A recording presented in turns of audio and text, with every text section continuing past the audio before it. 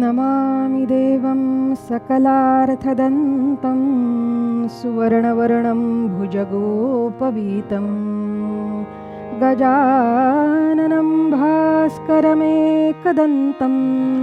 लम्बोदरं वारिभवासनं च या कुन्देन्दुतुषारहारधवला या शुभ्रवस्त्रावृता या वीणावरदण्डमण्डितकरा या श्वेतपद्मासना या ब्रह्माच्युतशङ्करप्रभृतिभिर्देवैः सदा वन्दिता सा मां पातु सरस्वती भगवती निःशेषजाड्यापहा।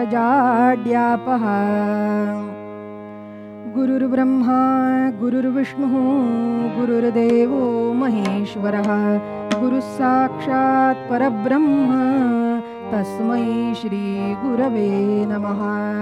मूकं करोति वाचालं पङ्गुं लङ्घयते गिरिं यत्कृपातमहं वन्दे परमानन्दमाधवम्। आपदामपहर्तारं दातारं सर्वसम्पदां लोकाभिरामं श्रीरामं भूयो भूयो नमाम्यहम्। कृष्णाय वासुदेवाय हरये परमात्मने प्रणतक्लेशनाशाय गोविन्दाय नमो नमः। माता रामो मत्पिता रामचन्द्रः स्वामी रामो मत्सखा रामचन्द्रः सर्वस्वं मे रामचन्द्रो दयालुर्नान्यं जाने नैव जाने न जाने। जय जय राम कृष्ण हरि राजा राम जय जय राम कृष्ण हरि राजा राम।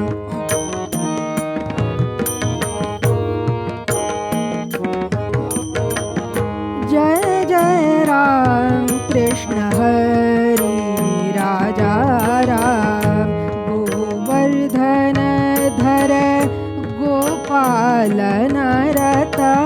गोवर्धन धर गोपालनरत गोकुल संकटहारी राम गोकुल संकटहारी राजा राम। जय जय राम कृष्ण हरि राजा राम।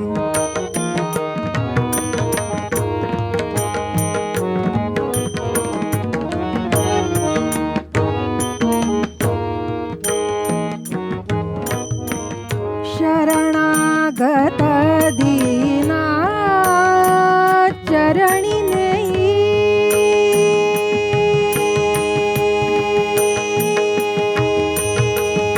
शरणागत दीना चरणी नेई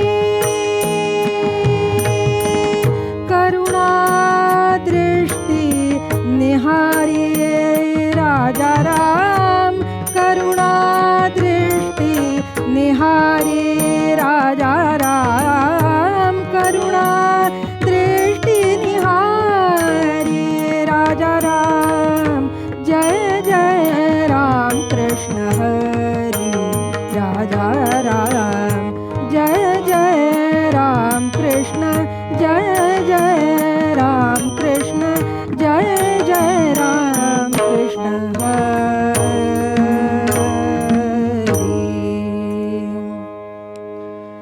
रामदास माऊली माय माझी रामदास माऊली रामदास माऊली माय माझी रामदास माऊली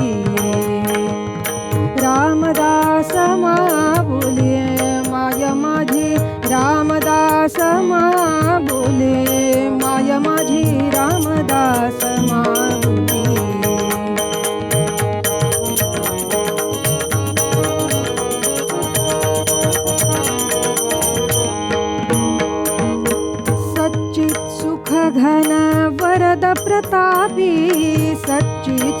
घन वरद प्रतापी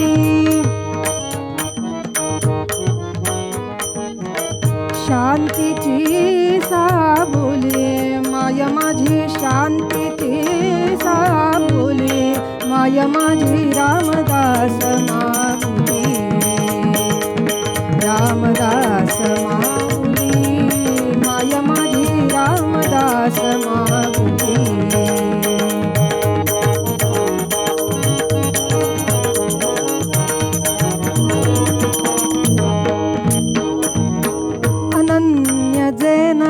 शरणरी घाले अनन्य जे नर शरणरी घाले अनन्य जे नर शरणरी घाले अनन्य जे नर शरणरी घाले तया लागी पावली माय माझी तया लागी पावली माय माझी रामदास माऊली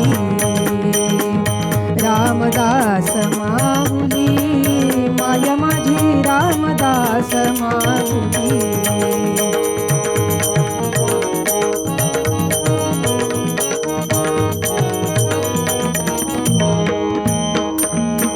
केशवी केशव निज सुख सेविता केशवी केशव निज सुख सेविता आठविता धावली माय माझी आठविता धावली माय माझी रामदास माऊली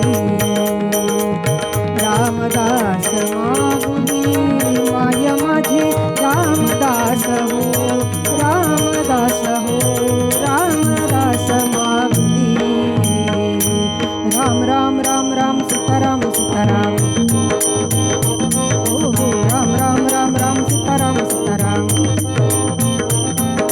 राम राम राम सीताराम सीताराम राम राम राम राम सीताराम सीताराम राम राम राम राम सीताराम सीताराम राम राम राम राम सीताराम सीताराम राम राम राम राम सीताराम सीताराम राजाधिराज रामचंद्र महाराज की महारुद्र हनुमान की जय राष्ट्रगुरु समर्थ रामदास स्वामी महाराज की जय पुंडलीक वरदा हरी विठ्ठल श्री ज्ञानदेव तुकाराम पंढरीनाथ महाराज की देवर्षी नारद महाराज की भगवान वेदव्यास स्वामी महाराज की जय सब संतन की जय जय जय रघुवीर समर्थ मंगलमूर्ती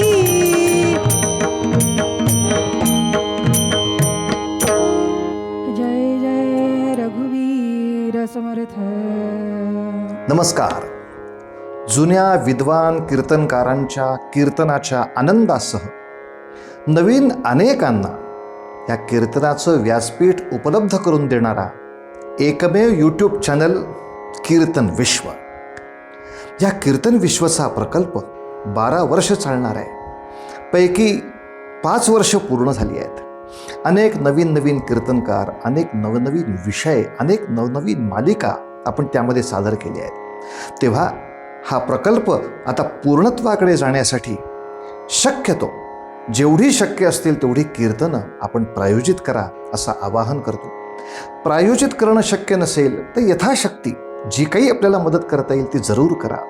आणि या आर्थिक मदतीबरोबरच आणखीन एक, आपल्याकडे जुन्या कीर्तनकारांच्या काही संहिता उपलब्ध असतील तरी आमच्याकडे पाठवा. कारण सगळ्या नवीन कीर्तनकारांच्यासाठी एक मोठी कीर्तन संहितांची बँक तयार करण्याचा सुद्धा आम्ही प्रकल्प करतो आहोत. आणि अनेक जुन्या जाणत्या वेगवेगळ्या पठडीतल्या कीर्तनकारांची कीर्तनं ही रेकॉर्ड व्हावीत, आर्काईव्ह व्हावं, या दृष्टीनं आपला हा प्रयत्न चालू आहे. तेव्हा असे कोणी कीर्तनकार असतील तरी त्यांची सुद्धा माहिती पाठवा. कार्यालयाचे नंबर आपल्या समोर आहेत. तेव्हा या प्रकल्पासाठी शेअर करा, सबस्क्राईब करा. हा तर विषय महत्त्वाचा आहेच, पण प्रायोजित करा आणि याचबरोबर अनेकांना या प्रकल्पामध्ये जोडून कीर्तन विश्वाची बळकटी वाढवत राहा, एवढीच आपल्या सगळ्यांना प्रार्थना. राम गावा राम ध्यावा, राम जीवीचा विसावा. राम गावा राम ध्यावा, राम जीवीचा विसावा. राम गावा राम ध्यावा, राम जीवीचा विसावा.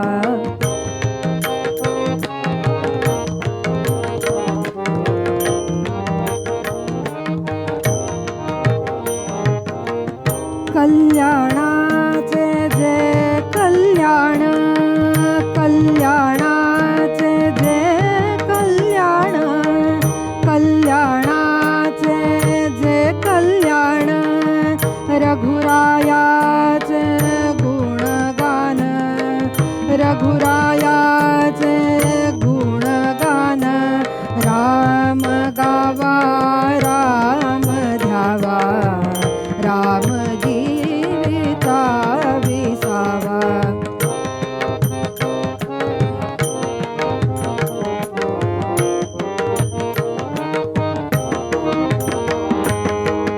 मंगलाचे जे मंगल, मंगलाचे जे मंगल, मंगलाचे जे मंगल. राम कौसल्येचा बाळ, राम कौसल्येचा बाळ. राम गावा राम ध्यावा, राम जीविता विसावा. राम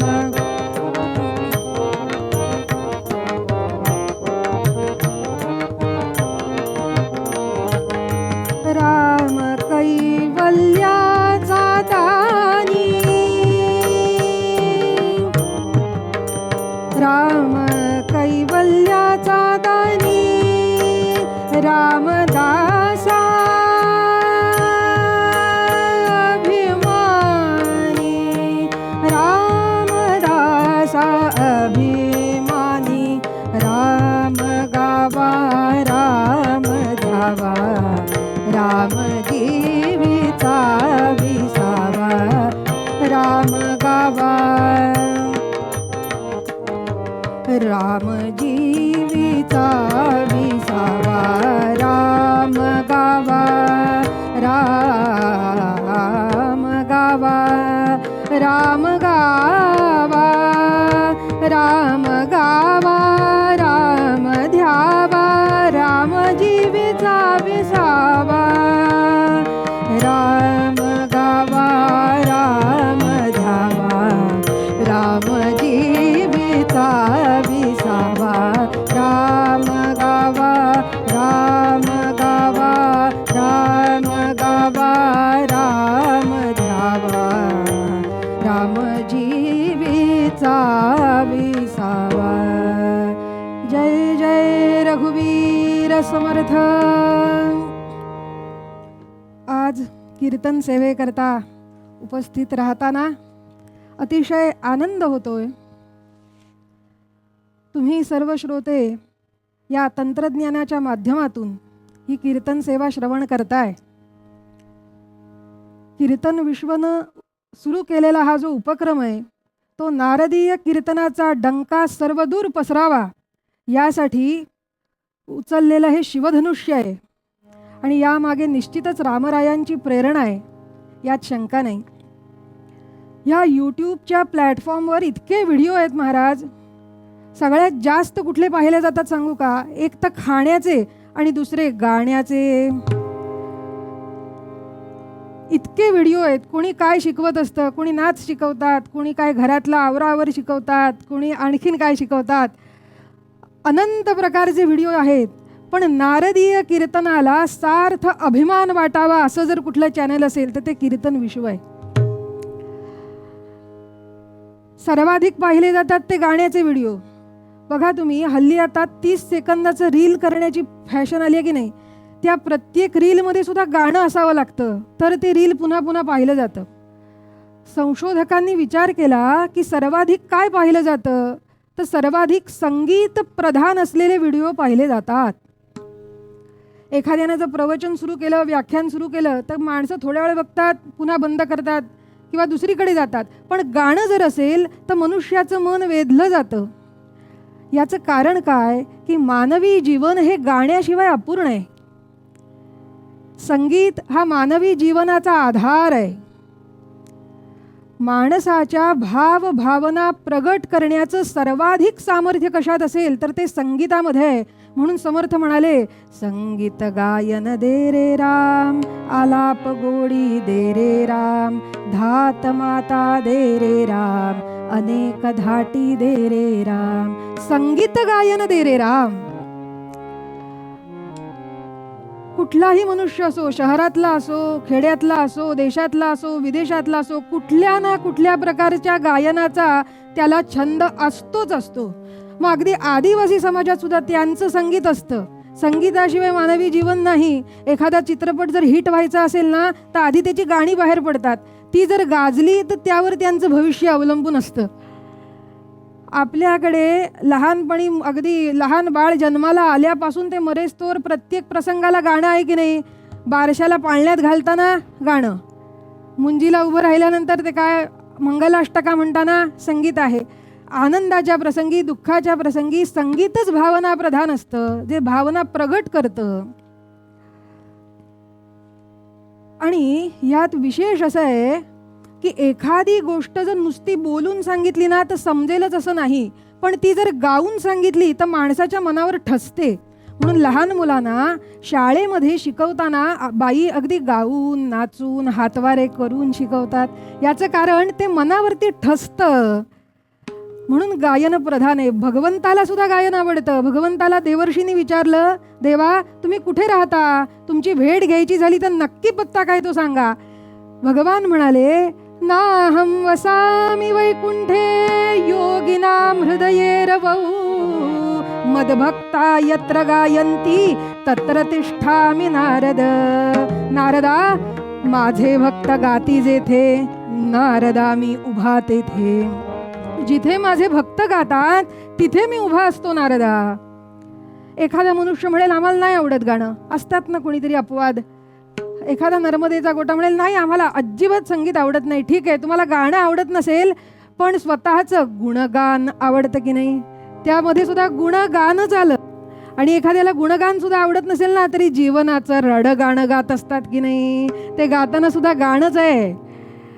आपल्या ह्या सगळ्या विचार आणि भावनांचा हा जो काही पाया आहे हा आमच्या पूर्वसुरींनी चिंतनानं घातला आणि त्यांनी विचार केला, मानवी जीवनामध्ये गाणं जर प्रधान आहे तर आम्ही जे काही गातो ते आमच्या चित्तावरती ठसतंय आणि ते आमच्या अंतर्मनात गेल्यानंतर कालांतराने ते साकार होणार आहे.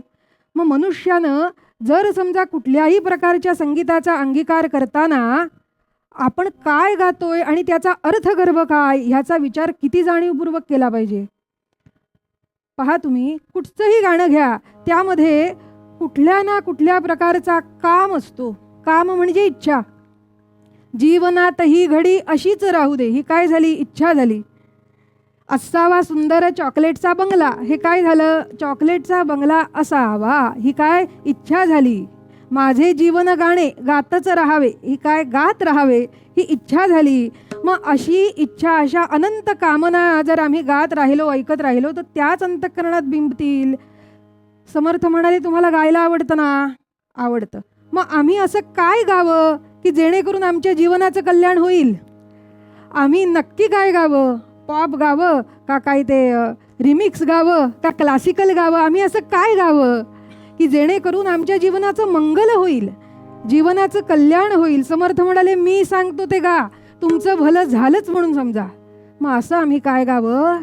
राम गावा राम ध्यावा राम जीवीचा विसावा. समर्थ म्हणतात, तुम्हाला गायचंच आहे ना, माझ्या रामाचं गायन करा. तू भज रे भज रे भज रे मानवा या रघुवीरा. तू भज रे भज रे भज रे मानवा या रघुवीरा. नरदेहासी आलिया प्राणी जो राम वदेना वाणी. काळ पाडील त्यासी धरणी सोडविता नाही कोणी. तू भज रे भज रे भज रे मानवा या रघुवीरा. भज रे भज रे भज रे मानवा या रघुवीरा. मानवा, तुला जीवनामध्ये भजन करायचंय ना, तर माझ्या रामाचं कर. कारण एक दिवस हे आयुष्य संपेल आणि आम्ही जर निरर्थक गोष्टी मुखानं बडबडत बसलो तर त्याचा काय उपयोग आहे सांगा. भगवंतानं मानवाला जन्माला घालताना एक वाणी आणि दुसरं मन हे विशेष दिलं आणि ह्या वाणीचा उपयोग नाम घेण्यासाठी व्हावा. कारण नामानं सहज साध्य उद्धार होणार आहे. उद्धार सहज साध्य आहे नामस्मरणानं. म्हणून ह्याच अनुक्रमानं राम गावा राम ध्यावा, याच अनुक्रमानं नामदेव महाराज पण म्हणतात, नाम गावू नाम ध्यावू. नाम गाऊ आणि नाम ध्याऊ. नाम विठोबासी वाहू. गायन आणि ध्यान ह्या दोन प्रक्रियेमध्ये गायन ही कशी आहे की भगवंताचं नाम घेताना ते चारही वाणीतून आतून बाहेर पडणारं नाम आहे. आणि ध्यान म्हणजे विश्वात्मक परमेश्वराचं चिंतन करून सगळी इंद्रिय आणि मनामध्ये एकवटून करायचं ते ध्यान आहे. म्हणजे बाहेरून आत येतं ते ध्यान आणि आतून बाहेर जातं ते नाम. म्हणून बाबा रे काय करशील, राम गावा राम ध्यावा. का? कारण राम हा कल्याणाचं कल्याण आहे. राम मंगलाचं मंगल आहे. या विश्वाचं सर्वाधिक मंगल कशात येतं, ते रामात आहे. म्हणून राम गावा. आणि तो कसा गावा सांगू का, प्रेमानं गावा. त्यामध्ये प्रेम असणं आवश्यक आहे. आणि ह्या सगळ्यातून सांगण्याचा हेतू असा आहे की रामचरणावरती आमची प्रीती दृढ असावी आणि ती विचारपूर्वक असावी. बघा, एकदा प्रसंग असा झाला, आपले रामराय लक्ष्मण महाराज आणि सीतादेवी वनात आहेत. पंचवटीला छान असा रामाश्रय उभा राहिला आणि राम असे बाहेर ओट्यावर बसले होते आणि काही हास्य विनोद झाले म्हणून किंचित राम हसले आणि त्यांच्या दंतपंगती इतक्या सुंदर दिसल्या की त्या आकाशातून जाणाऱ्या शूर्पणखेनं पाहिल्या. आणि शूर्पणखेनं पाहिलं, अरेच्चा, हा एवढा सुंदर पुरुष कोण आहे आणि ह्या वनामध्ये तो काय करतोय. असं वाटतोय की एखादा तपस्वी असावा, पण शरीराकृतीनं वाटतोय कोणीतरी योद्धा असावा. हा कोण आहे म्हणून ती आकर्षित झाली आणि एका सुंदर स्त्रीचं रूप घेऊन समोर आली. रघुवीरा परम सुंदरा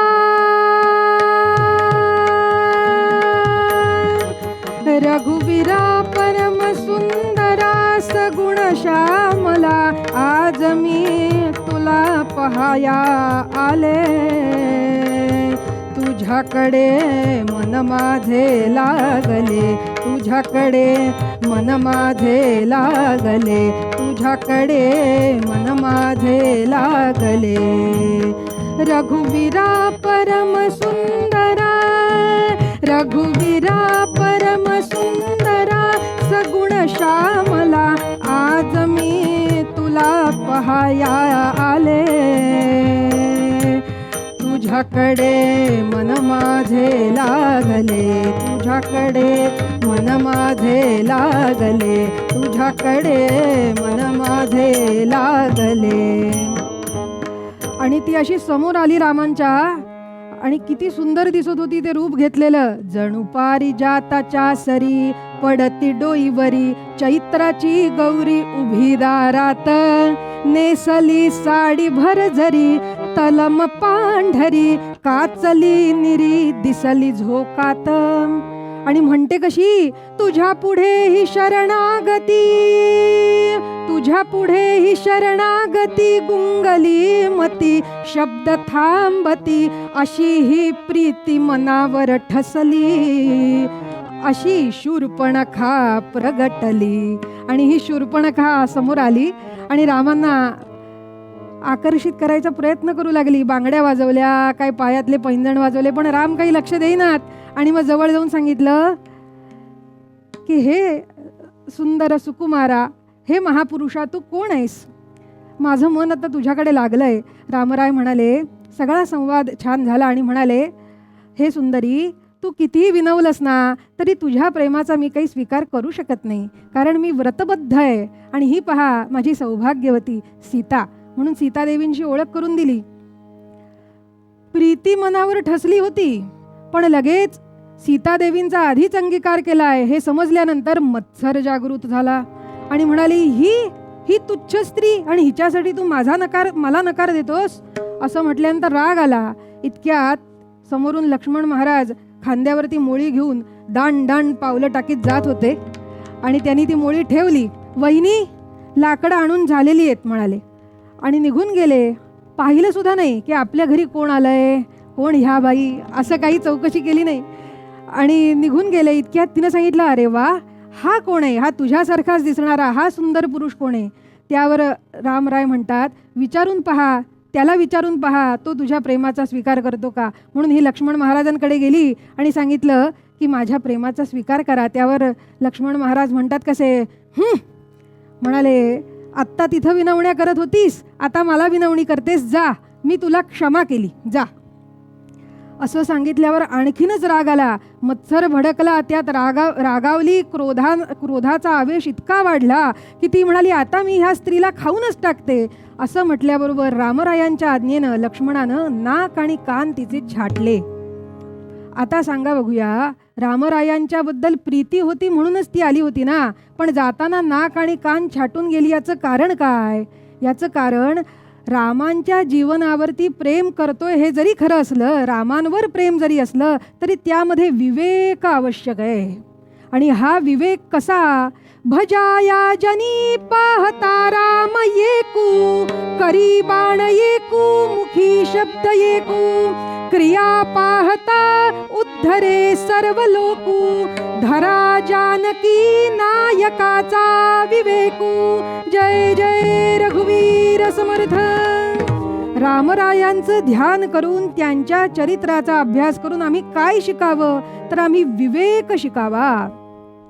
राम कल्याणाचं कल्याण करणार आहेत आणि ह्या रामनामानं अनेकांचा उद्धार झाला. कल्याणानां निधानं कलिमलमथनं पावनं पावनानां, पाथेयं मुमुक्षो सपदि परपद प्राप्तये प्रस्थितस्य, विश्रान्तिस्थानमेकं कविवरवचसां जीवनं सज्जनानां, बीजं धर्मद्रुमस्य प्रभवतु भवतां भूतये राम नाम. जय जय रघुवीर समर्थ. कल्याणानां निधानम, हे रामनाम कसं आहे? तर ते कल्याणाचं निधान आहे. म्हणून समर्थ म्हणाले, कल्याणाचे जे कल्याण, रघुरायाचे गुणगान. पुढे म्हणाले कसं आहे ते रामनाम? कल्याणानां निधानम कविवर वचसाम जीवनम सज्जनानाम. अहो, साक्षात वाल्मिकी ऋषींच्या सुद्धा जीवनाचा उद्धार ह्या रामनामानं झाला. पाथेयं मुमुक्षो, जो मुमुक्षू या अध्यात्माच्या भक्तिपंथाला लागलेला आहे, मना सज्जना भक्तिपंथेची जावे, त्या भक्तिपंथाचा पाथेय जो आहे त्याच्यासाठी विश्रांती स्थानमेकम, हे विश्रांतीचं स्थान आहे. कविवर वचसाम जीवनम सज्जनानाम, बीजम धर्मद्रुमस्य बीजम, धर्मरूपी वृक्षाचं बीज हे रामनाम आहे. बीजम धर्मद्रुमस्य प्रभवतु भवताम भूतये रामनाम. हे रामनाम तुम्हा आम्हा सगळ्यांचं कल्याण करणारं होवो. कल्याणाचे जे कल्याण, रघुरायाचे गुणगान. पुढे म्हणाले, मंगलाचे जे मंगल, राम कौसल्येचा बाळ. आता कौसल्येचा बाळ या ठिकाणी समर्थांना सगुण रामाची भक्ती अभिप्रेत आहे. काही जण म्हणतील आम्ही निर्गुणाचे भक्ती करणारे आहोत, आम्ही आत्मा रामाची उपासना करू. नाही नाही, इथं कौसल्येचा बाळ, इथे सगुण राम अभिप्रेत आहे. भगवंतांनी 12व्या अध्यायात सांगितलं ना, क्लेशोऽधिकतरस्तेषां अव्यक्ता सक्तचेतसां अव्यक्ता हि गतिर्दुःखं देहवद्भिरवाप्यते. अर्जुना, जे माझी प्रेमानं भक्ती करतात, सगुणाची भक्ती करतात, मय्यावेश्य मनो ये मां नित्ययुक्ता उपासते श्रद्धया परयोपेतास, परमश्रद्धेने जे माझी उपासना करतात, माझ्यावर प्रेम करतात, ते मे युक्ततमामताः, तेच मला योगवेत्ते वाटतात अर्जुना, असं भगवान म्हणाले. म्हणून इथं प्रकर्षानं कौसल्येचा बाळ हा उल्लेख समर्थाने केलेला आहे. आता हा कौसल्येचा बाळ किती सुंदर आहे, त्याचं नाम किती गोड आहे, त्याचं रूप कसं आहे, त्याच्या चरित्रातून विवेक कसा आत्मसात करावा आणि हा राम सगळ्या भक्तांची कशी काळजी वाहतो आणि कैवल्याचं दान कसं देतो, हे आपण पुढच्या भागामध्ये पाहणार आहोत. पूर्वपद्यात समर्थ सांगतात, राम गावा राम ध्यावा राम जीविता विसावा, राम गावा राम ध्यावा राम जीविता विसावा, राम गावा राम ध्यावा राम गावा राम ध्यावा राम गावा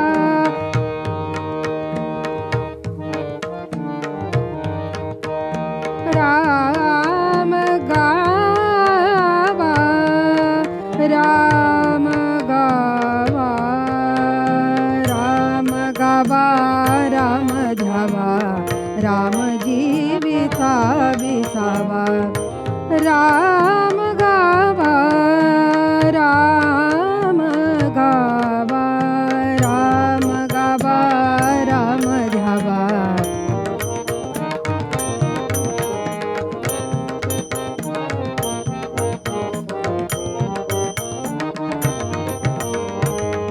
राम गावा राम गावा राम गावा राम ध्यावा राम जीविता विसावा. काही क्षण भगवंताचं नाम घेऊया आणि आख्यानाकडे वळूया. ऑनलाईन बसलेल्या श्रोत्यांनी आपापल्या घरी सुद्धा मोठ्यांदा टाळी वाजवून नाम घ्यायला काही हरकत नाही. निसंकोच होऊन नाम घेऊ. श्रीराम जय राम जय जय राम, श्रीराम जय राम जय जय राम, श्रीराम जय राम जय जय राम, श्रीराम जय राम जय जय राम, श्रीराम जय राम जय जय राम, श्रीराम जय राम जय जय राम, श्रीराम जय राम जय जय राम, श्रीराम जय राम जय जय राम,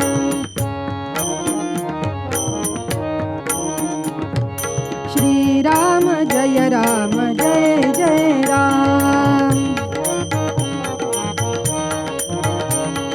श्रीराम जय राम जय जय राम, श्रीराम जय राम जय जय राम, श्रीराम जय राम जय जय राम,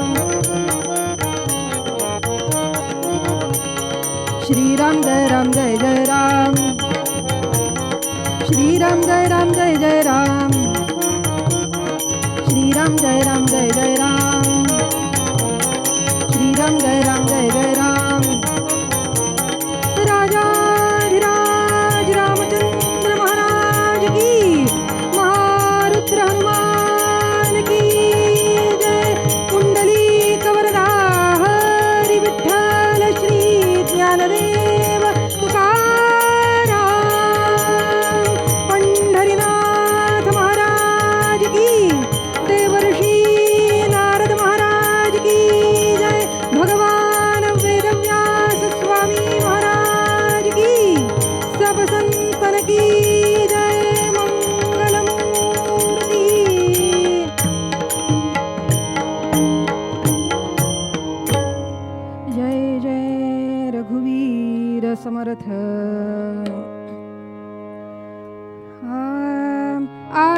मंथरमनन्तरमाञ्जनेयात् आकर्ण्य वृत्तिमनघां जनकात्मजायाः वृत्तिर्दशानन वृषा परुषायमाणा बाणासनोपरि दधे प्रभुणा रघूणां. जय जय रघुवीर समर्थ. भगवान रामराय किंचित खिन्न होते आणि विचार करत होते. 4 दिशेला 4 सैन्याच्या तुकड्या सीतादेवींचा शोध करायला गेल्या आहेत.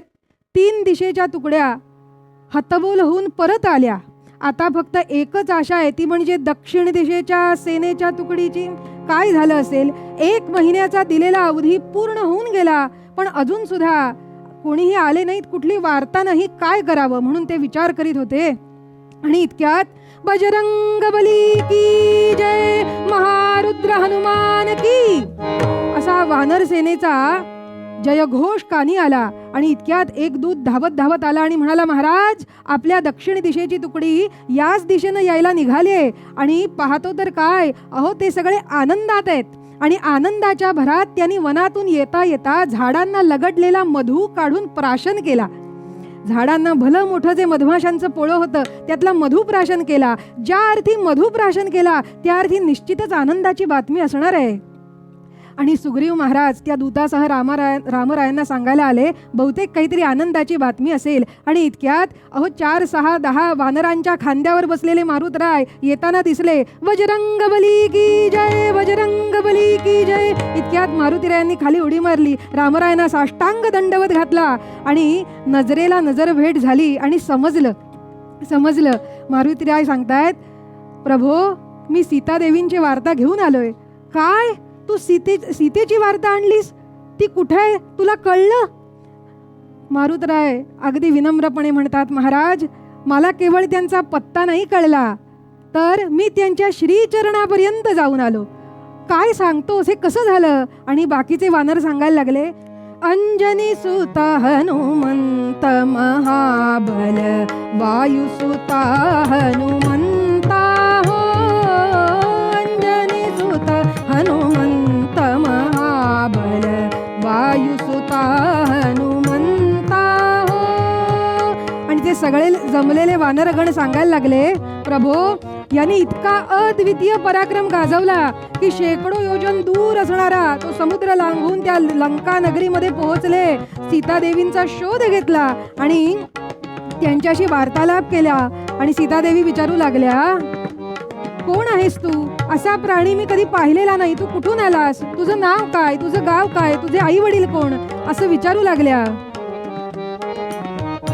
मंत महाबल वायुसुता हनुमंता हो, सीता देवी पूछन लागी, कौन कहो तुम दूता हो, कौन देश से आए तुम हो, कौन तुम्हारी माता हो, कौन देश से आए तुम हो, कौन तुम्हारा पिता हो. आणि असं विचारल्यावर मारुतीराय सांगतायत, माई मी कोण आहे सांगतो ना. राम लक्ष्मण दोनों भाई, राम लक्ष्मण दोनों भाई, इनका है हम दूता हो, उत्तराखंड से आए हम हो, अंजनी हमारी माता हो, उत्तराखंड से आए हम हो, वायु हमारा पिता हो, अंजनी सुत हनुमंत महाबल वायुसुता हनुमंता हो. आणि हा सगळा पराक्रम रामरायानं ऐकवला. तुलसीदास भगवान भरोसे, चरण कमल चित लागा हो.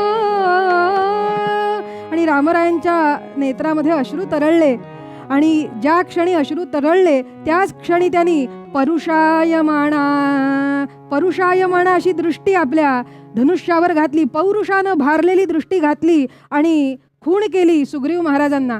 सुग्रीव महाराज म्हणतायत, प्रभो आता आपण उशीर करायचा नाही. आता आपण उशीर करायचा नाही. मी सगळ्या सैन्याची आजच रात्री बैठक घेतो आणि आपण येणाऱ्या पहिल्या शुभमुहूर्तावर तत्काळ निघायची योजना करूया.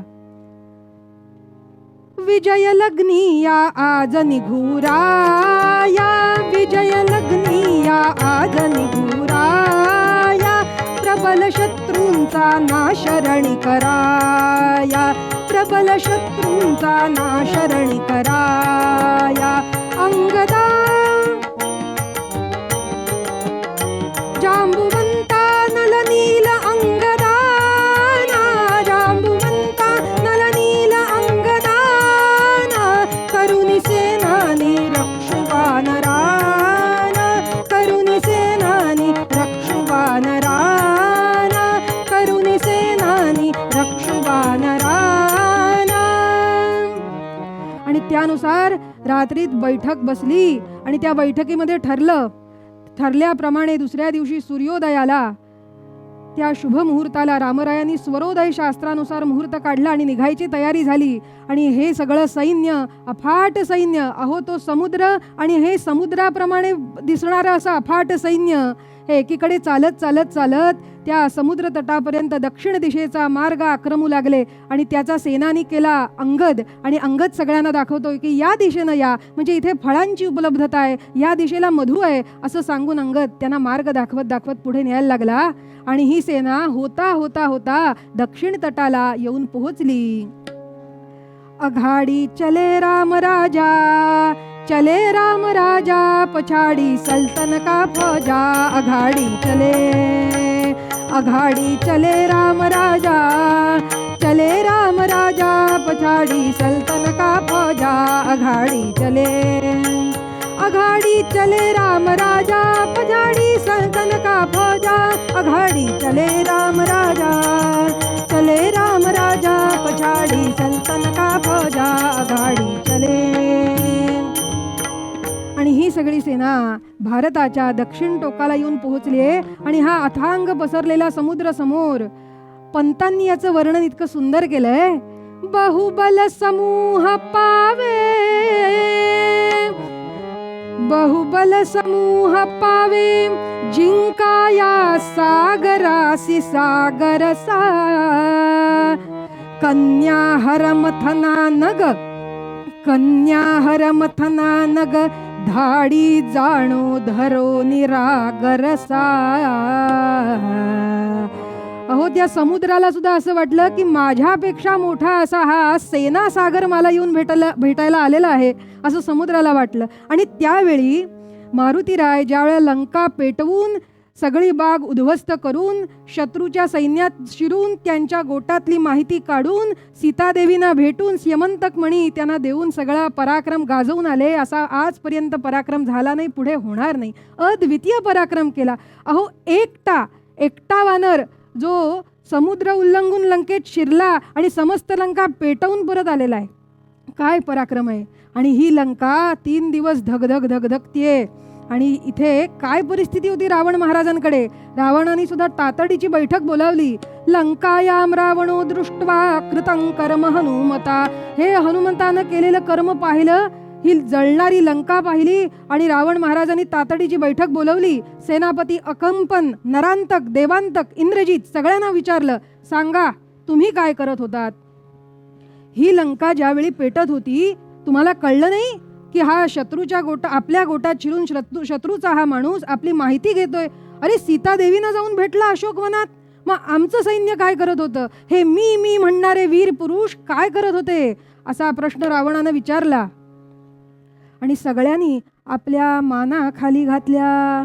कोणाची हिंमत होईना उत्तर देण्याची. सांगा हितमाते. रावण महाराज म्हणतायत सांगा सांगा. आता का तोंड गप्प झाली एकेकाची. सांगा हितमाते, वानर कर्म आठवाते.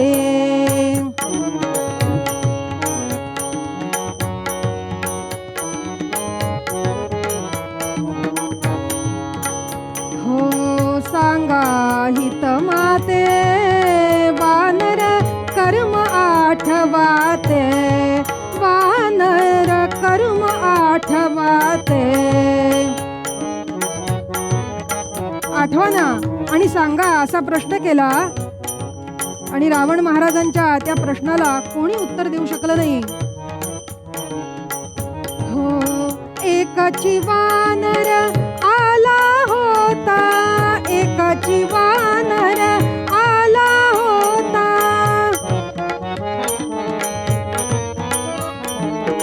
एकाची वानर आला होता, लंका जाळायात वानर, लंका जाळायात वानर कर्म आठवात.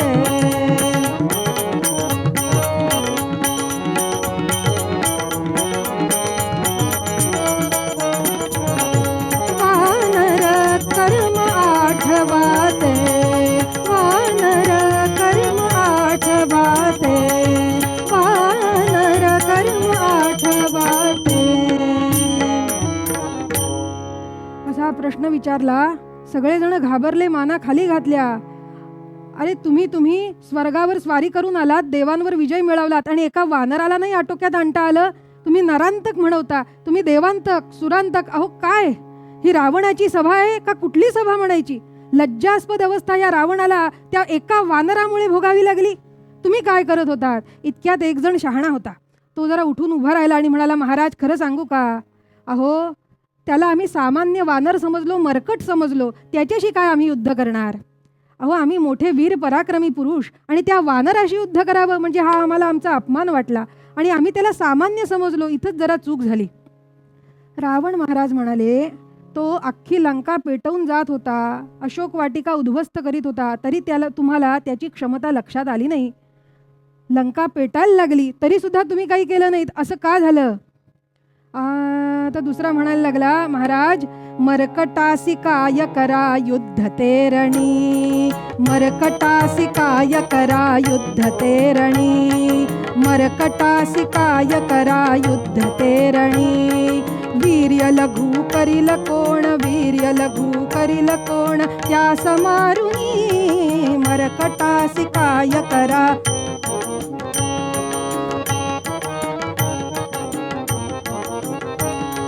जरी कळते हा अरीचा हेर त्या क्षणी, जरी कळते हा अरीचा हेर त्या क्षणी.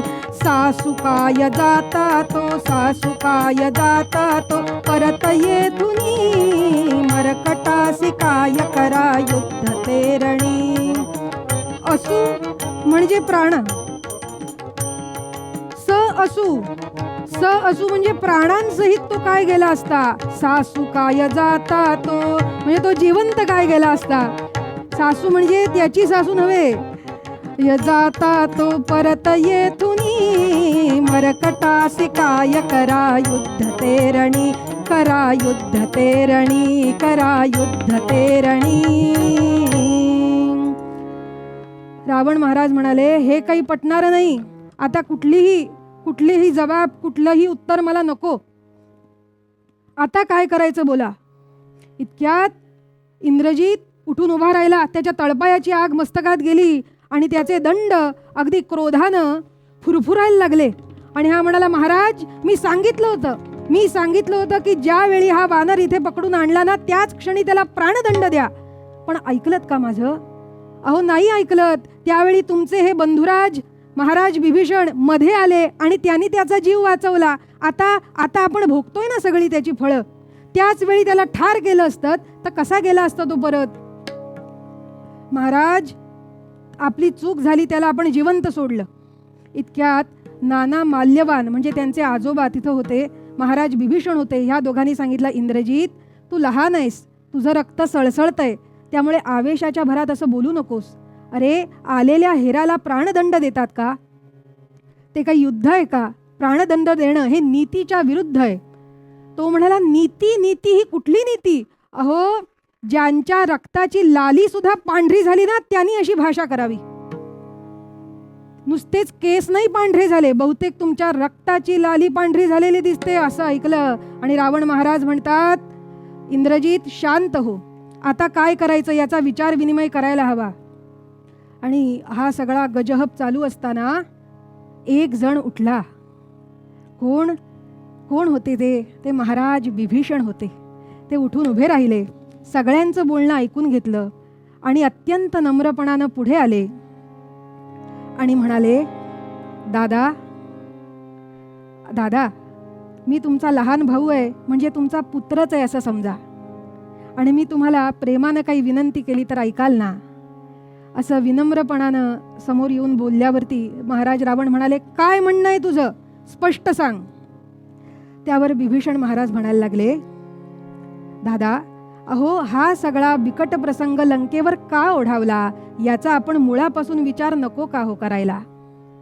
आवेशाच्या भरात मोठमोठी वाक्य आणि पराक्रम गाजवायला तुम्ही काही सामान्य नाही. तुम्ही मोठे योगवेत्ते आहात, तुम्ही ज्ञानी आहात, ब्रह्मज्ञानी आहात. अहो एवढंच काय तर वेदांग पारंगत आहात, ज्योतिषशास्त्र पारंगत आहात, युद्धकलेमध्ये पारंगत आहात. असे विद्वान असे रावण महाराज आहात, अद्वितीय रावण महाराज आहात. आणि तुम्ही विचार करून सांगा, तो इथं का आला? याचं कारण आपणच त्याचे स्वामी जे रामराय त्यांच्या पत्नीचं हरण केलत ना महाराज. असं नीच कर्म तुम्ही का केलत महाराज? अहो दुसऱ्याच्या पत्नीचं हरण करण्याचं नीच कर्म करून आतापर्यंतच्या तुमच्या या पराक्रम सूर्याला डाग लावण्याचं हे कलंकित कर्म तुम्ही का केलत महाराज? वर्णिती सारे स्वीय पराक्रम, वर्णिती सारे स्वीय पराक्रम, कोणी न सत्या सांगे. वर्णिती सारे स्वीय पराक्रम, कोणी न सत्या सांगे. अप्रिय भाषण कोप विप्रभुते, भीती मनाच्या मागे विरळा. तो नृपती बोधी सन्मती ते नृपती. नृपतीला सन्मती देणारा एकच तो विरळा होता, असे ते विभीषण महाराज पुढे येऊन विचारतायत. सांगा ना महाराज, मी तुम्हाला अजूनही विनंती करतो की तुम्ही रामरायांच्या धर्मपत्नीचं जे हरण केलंय ना, तो विचार सोडून द्या आणि त्यांना सन्मानपूर्वक त्यांच्या पतीजवळ त्यांची पाठवणी करा. एवढं करा महाराज, पुढे होणारा लंकेचा जो काही विपर्यास आहे, लंकेचा जो नाश आहे, तो टळेल असं सांगितलं. आणि रावण महाराज म्हणाले, विभीषण तू कुणाला उपदेश देतोस? अरे ह्या रावणाला सांगतोस? त्या साध्या यक्कश्चित मानवाच्या पत्नीचं मी हरण केलं म्हणून त्याची स्तुती मला सांगतोस? धर्म आणि नीती ही दुर्बल लोकांची गोष्ट आहे म्हणाले. पराक्रमी पुरुषानं आपल्या सामर्थ्यावर विश्वास ठेवावा आणि नीती धर्माची शिकवण तू मला देऊ नकोस, असं रावण महाराज म्हणाले. पुन्हा विभीषण महाराज पुढे गेले आणि म्हणाले, तात चरण गही मांगहू, राखहू मोर दुलार. सीता देहू राम कहय, अतिहित होय तुम्हार. सियावर रामचंद्र की, पवन सुत हनुमान की, उमापति महादेव की जय. बोलो रे भाई सब संतन की जय. तुम्ही माझे वडील बंधू म्हणजे वडीलच आहात. तात चरण गही मांगहू, मी तुमचे पाय धरतो आणि पुन्हा पुन्हा मला आपला बाळ समजा.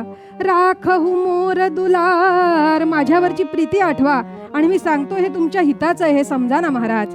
असं विभीषण महाराजांनी इतक्या विनम्रपणे सांगितल्यानंतर रावण महाराजांचा पारा आणखीनच चढला आणि ते काय म्हणाले, मृत्यू पादांत भृत्यस्तपती दिनकरो मंद मंदम ममाग्रे. अष्टौते लोकपाला मम भयचकिता पादरेणुं ववन्दुः. सृष्ट्वा मच्चन्द्रहासं स्रवति सुरवधू पन्नगीनांच गर्भो. निर्लज्जौ तापसौतौ कथमिह भवतौ वानरान् मेलयित्वा. विभीषण तू कोण आहेस, मी कोण आहे हे तुला माहित नाही? अरे मृत्यू हा माझा दास आहे.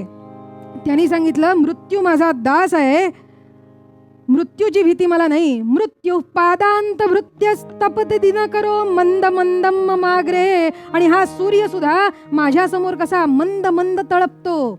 आणि इथंच राहतोस ना तू विभीषण, इथं लंकेतच राहतोस ना, मग ह्या लंकेत पाकशाळेमध्ये जेवण कोण करतं? तर साक्षात अग्निदेवाची स्थापना मी पाकशाळेत केलेली आहे. आणि समीर आणि वरुण सम्मार्जयन्तौ गृहान, ते घरामध्ये सडा सम्मार्जन करण्याचं काम करतात. कोण? वायुदेव, समीर, वरुण. आणि एवढा मी पराक्रमी असणारा अद्वितीय रावण आहे आणि तू मला सांगतोस धर्म आणि नीती त्या रामाच्या पत्नीला परत दे म्हणून सांगतोस. अजिबात मला पटत नाही म्हणाले. माझं सामर्थ्य नाही का माहीत तुला? निर्लज्ज तापसौतौ, ते दोघे जण निर्लज्ज तापसी वनावनात फिरणारे असे स्वतःच्याच राज्यातून ज्यांना हद्दपार केलं असे ते कथमिह भवतो, ते काय करतील? वानरान मेलयित्वा, अरे काही ठराविक अस्वल आणि वानर एकत्र घेऊन ते या रावणाचं काय वाईट करतील असं रावण महाराज सांगायला लागले. त्यावर बिभीषण महाराज म्हणाले, कितीही काही झालं ना तरी जिथे सन्मती आहे, सदाचार आहे आणि धर्म आहे त्याच ठिकाणी विजय असतो महाराज. तुम्ही सामर्थ्यवान खरे, पण तुम्ही जर अनितीचा अवलंब केलात ना तर जीवनामध्ये पराजयाशिवाय दुसरं नाही काही येणार. मी जरी कटुवचन बोलत असलो ना तरी सुद्धा यामध्ये आपलं हित आहे महाराज असं म्हणून पुन्हा हात जोडले. पुन्हा विनम्रपणे सांगायला लागले, जहा सुमती तहा संपत्ती नाना, जहा कुमती तहा विपत्ती निदाना,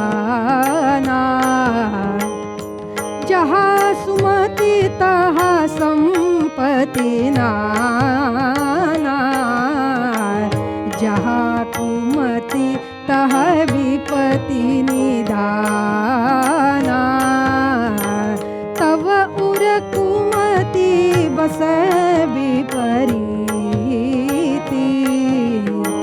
हित अनहित मानहुरी प्रीती, सीताराम चरित अति पावन, मधुर सुरस अरु अति मन भावन, जहा सुमति तहा संपत्ति नाना, जहा कुमति तहा विपत्ति निदाना,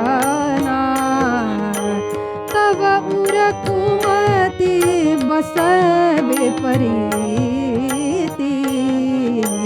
हित अनहित मानहुरी प्रीती.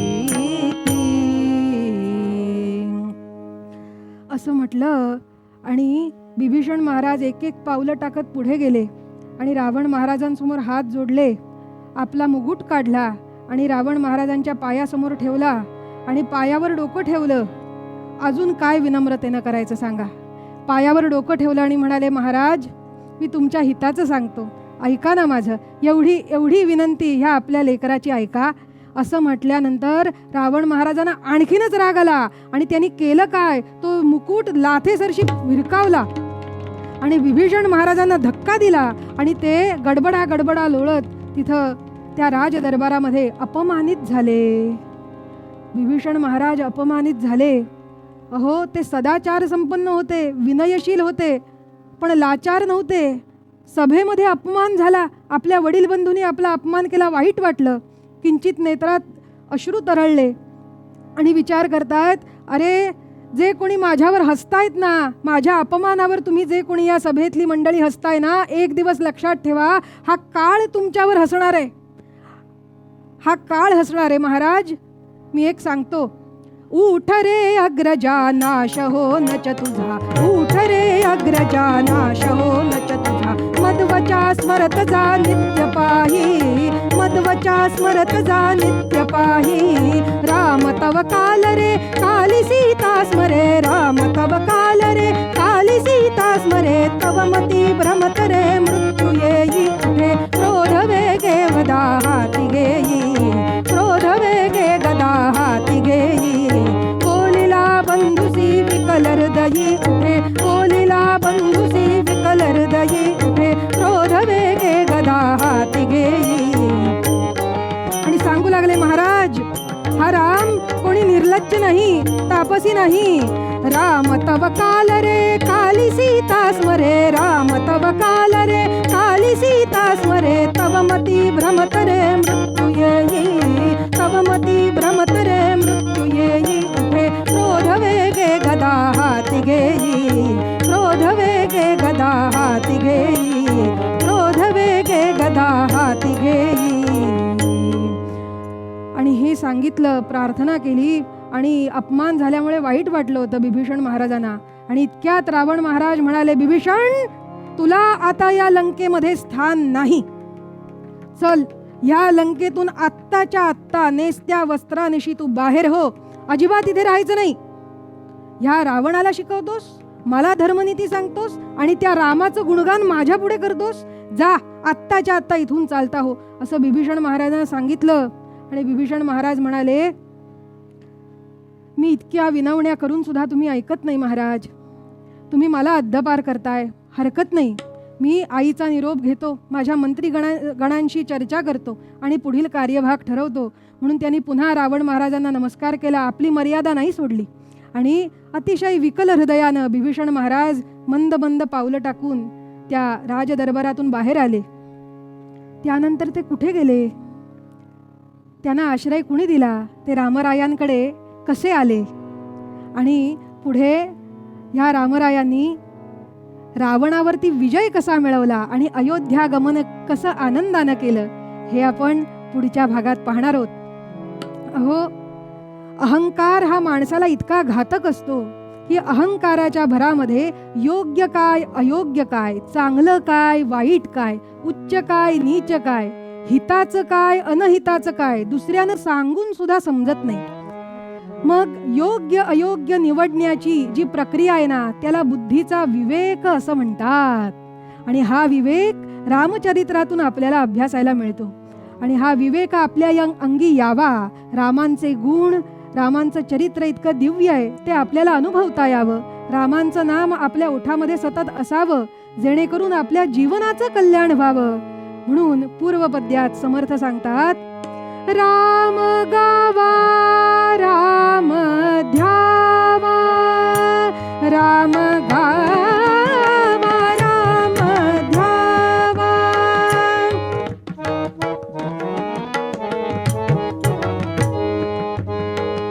राम जीवीचा विसावा, विसावा, राम ध्यावा, राम गावा, राम ध्यावा, राम गावा, राम ध्यावा, राम ध्यावा. जय जय रघुवीर समर्थ. झालेली कीर्तन सेवा प्रभू श्री रामरायांच्या चरणी आमच्या तीनही साथीदारांच्या समवेत अर्पण करूया आणि एकच प्रार्थना करायची, सदा सर्वदा योग तुझा घडावा, तुझे कारणी देह माझा पडावा, उपेक्षू नको गुणवंता अनंता, रघुनायका मागणे हेची आता. जय जय रघुवीर समर्थ. हे कीर्तन आपल्याला कसं वाटलं, आपला अभिप्राय जरूर कळवा. हे कीर्तन लाईक करा, शेअर करा. अधिकाधिक लोकांपर्यंत ही कीर्तनाची परंपरा पोहोचण्यासाठी आम्हाला सहकार्य करा. कीर्तन विश्व हे यूट्यूब चॅनल गेली 4 वर्ष अव्याहतपणे सुरू आहे. आपल्या सर्वांच्या मदतीनं, सहकार्यानं कीर्तन विश्व यूट्यूब चॅनल अधिकाधिक लोकांपर्यंत पोहोचत आहे, लोकप्रिय होत आहे. मी आपल्या सगळ्यांना विनंती करतो की आपल्या क्षमतेप्रमाणे आपण प्रत्येकानं किमान एक तरी कीर्तन प्रायोजित करा. 61 साजरी करत असताना, 75 साजरी करत असताना, घरात नवीन बाळाचा जन्म झालाय, बारसं झालंय, कुठल्या तरी निमित्तानं कुलदेवताचे आशीर्वाद आपल्याला प्राप्त व्हावे, अशा वेगवेगळ्या निमित्तानं एक तरी कीर्तन प्रायोजित करा आणि या कीर्तन विश्व प्रकल्पाला सहकार्य करा. हे एक ईश्वरी कार्य आहे. आपण सगळ्यांनी याच्यामध्ये सहभागी व्हावं आणि या परंपरेचं जतन करावं, संरक्षण करावं आणि संवर्धन करावं, अशी मी आपल्या सगळ्यांना विनम्र प्रार्थना घेतो.